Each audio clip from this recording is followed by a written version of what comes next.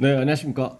오늘은 그 음주운전을 하던 중에 음주 단속이 되어서 경찰관이 음주 측정 요구에 대해서 호흡 측정기로 음주 측정을 했더니 그 음주 수치가 내가 그 마신 술이 종류와 정도에 비해서 좀 많이 나온 것 같다라는 이유 등으로 나 이 호흡 측정기 수치에 대해서 나는 인정을 못하겠다.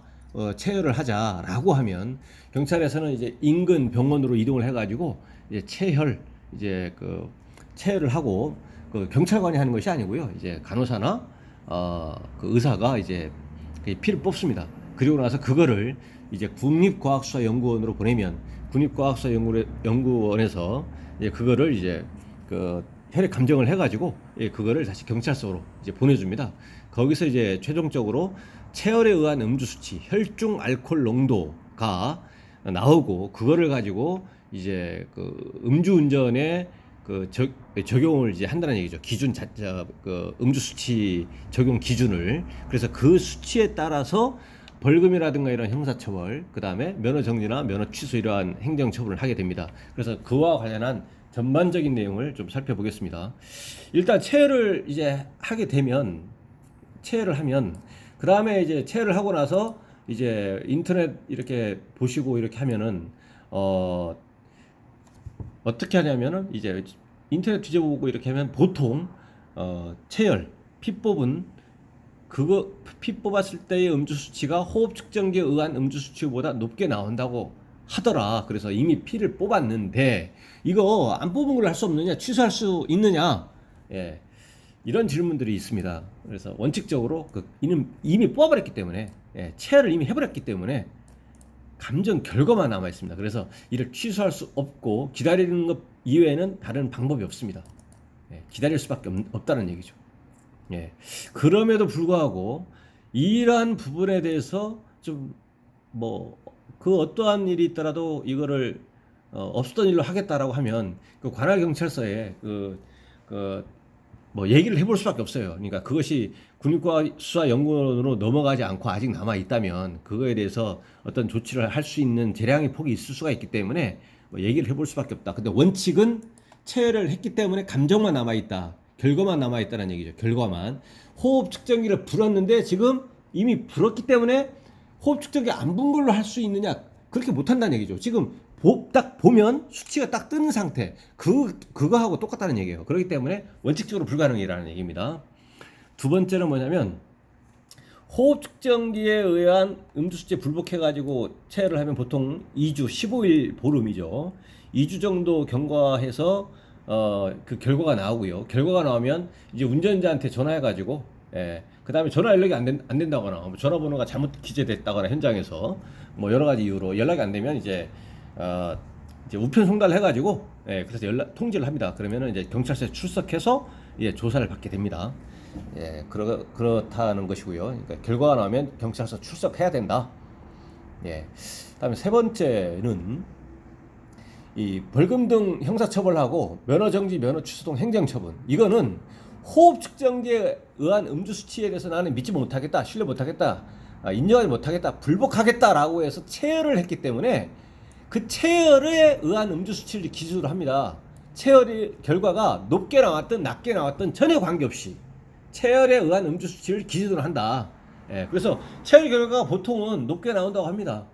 보통은 높게 나오죠. 한 8, 90%는 뭐 체열을 신청해서 그 결과 나올 건데 신청 대비 결과를 보면 뭐 한 8, 90%는 좀 많이 올라가는 걸로 이렇게 나옵니다. 근데 내려가는 경우도 있거든요. 근데 그 내려가는 경우가 있다 보니까 그 체열을 신청하신 분들이 일단 한두 명이 아니잖아요. 그러기 때문에 또 개인 체질 등에 따라서 달라질 수도 있고 이렇게 하기 때문에 그 체열 결과가 어떻게 나올지는 이제 사실상 아무도 모르죠, 사실. 그리고 저희도 실무에서 이렇게 보면 올라갈 줄 알았는데 보통 올라가니까요. 근데 이제 또 전화 와가지고 체열 결과가 나왔는데 뭐 정지 수치로 떨어졌는데 다행인데 이제 벌금이 어떻게 되느냐, 100일 정지인 건 알겠다, 뭐 이렇게 하신 분들도 적지 않게 있거든요. 내려갈 수도 있습니다. 근데 올라가는 분들이 또 너무 많아서 그런 것이죠. 그래서 호흡 측정기에 의한 음주 수치에 비해서 체열 수치가 낮아지는 경우도 적지는 않습니다. 그리고 엄격하게 말하면 수치가 안 나왔잖아요.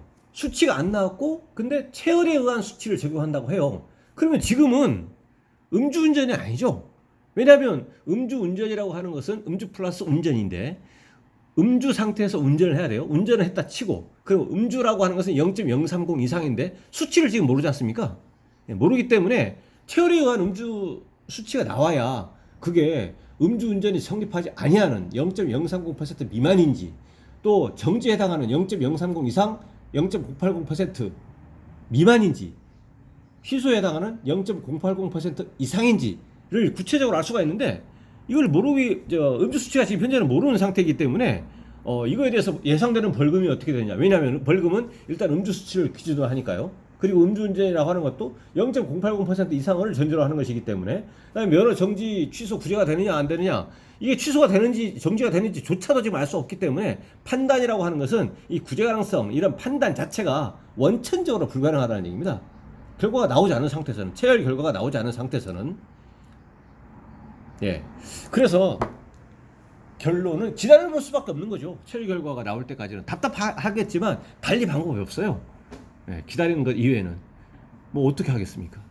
그래서 이제 결과가 나오면 그 체열 결과를 적용하는데 근데 단속이 되고 나서 호흡 측정기로 측정을 했고 그게 뭐 1초 후든 2초 후든 간에 뭐 1분이든 10분 후든 어느 정도 일정 기간이 경과해서 처음에 단속이 됐고 다음에 1초든 10초든 10분이든 일정 시간이 경과해서 호흡 측정기를 불었고 호흡 측정기를 불었는데 내가 인정 못해 해가지고 인근 병원을 가가지고 체열을 했습니다. 그 시간이 경과하는 순서에 따라서 갭이 다 있다란 말이죠. 그래서 그리고 나서 이제 병원에서의 체열 결과는 병원에서 피를 뽑았을 때 그때 시점을 기준으로 한 음주 수치입니다. 그런데 음주 운전을 적용할 때의 음주 수치는 엄밀히 얘기하면 단속됐을 때의 음주 수치거든요. 병원에서 피를 뽑아서 나온 그 체열 결과 그거를 적용하는 것이 아니고요.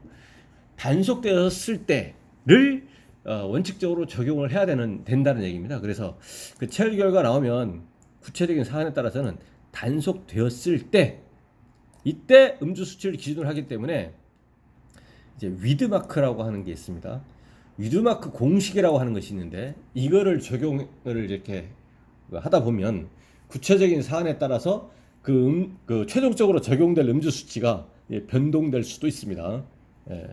그 개념적인 거를 이제 그 전제는 운전을 딱 하다가 단속이 됐을 때하고 내려서 또는 차 안에서 어쨌든 간에 호흡 측정기로 불었을 때 그 시간이 있고 그 다음에 이제 병원을 이동해서 체열을 한 시간적인 그 텀이 있다 보니까 그리고 음주운전을 단속했을 때의 그 음주 수치를 적용하는 것은 피를 뽑았을 때 그것이 아니고 단속됐을 때의 그 음주 수치이기 때문에 위드마크라고 하는 것이 이제 등장할 수가 있다는 얘기입니다. 위드마크 공식이. 일단 이 정도로 여기서는 이해를 하시고요. 결론은 체열을 했을 때는 결과를 기다려볼 수밖에 없겠다. 이렇게 아시면 되고 체열 결과가 나올 때까지는 적어도 음주운전이라고 볼 수 없기 때문에 정지나 취소도 아니기 때문에 그냥 운전하고 다니셔도 됩니다. 오늘 방송 관련해서 문의사항이 있으시면 댓글 남겨주시고 그러면 제가 대댓글 방식이나 추가 영상으로 답변 드리겠습니다. 오늘 방송이 도움이 되셨다면 구독, 좋아요 부탁드립니다. 감사합니다.